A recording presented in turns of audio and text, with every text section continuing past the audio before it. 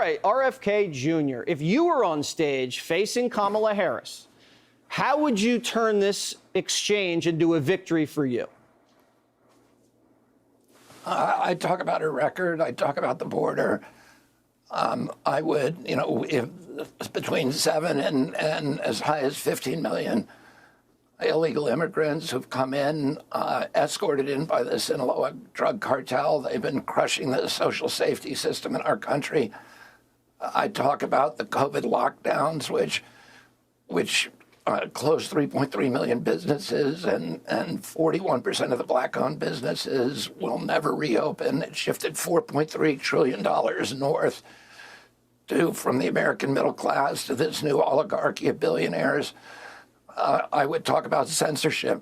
I think she's very, very vulnerable on that because of the statements that she's made, but also the policy of the Biden administration. You now have Mark Zuckerberg coming forward and saying that the Biden White House ordered him to censor President Biden's political opponents. And I'd want to know about where she stood on that.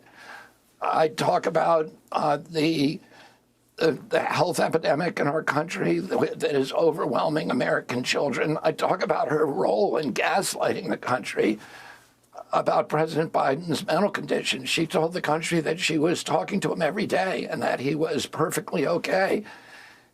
And then we realized that it was all a hoax when we saw him on the debating stage.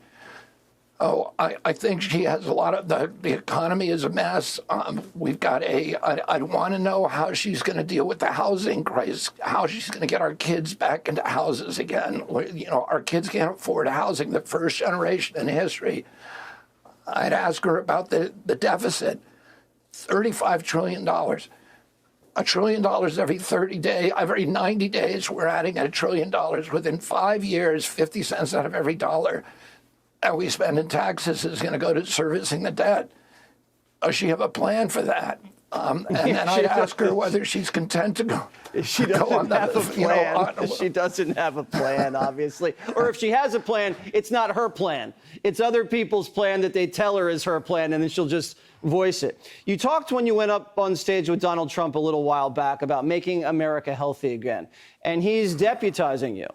And you're going to make America healthy again. So when you get in there, if Donald Trump is fortunate enough to be reelected, how are you going to strangle the food industry so that it can't poison the children? And how are you going to strangle the pharmaceutical industry so it can't poison the people? Because I don't know, RFK, I'd rather go up against the CIA than take on big food and big pharma. I mean, that is not going to be easy. What's your plan? No, it's not going to be easy, but, the regulatory agencies were set up to do exactly that, and now they're doing exactly the opposite. And, I've litigated on these issues, Jesse, against NIH, against CDC, against FDA. When you litigate against these agencies, you get a PhD in corporate capture and how to unravel it.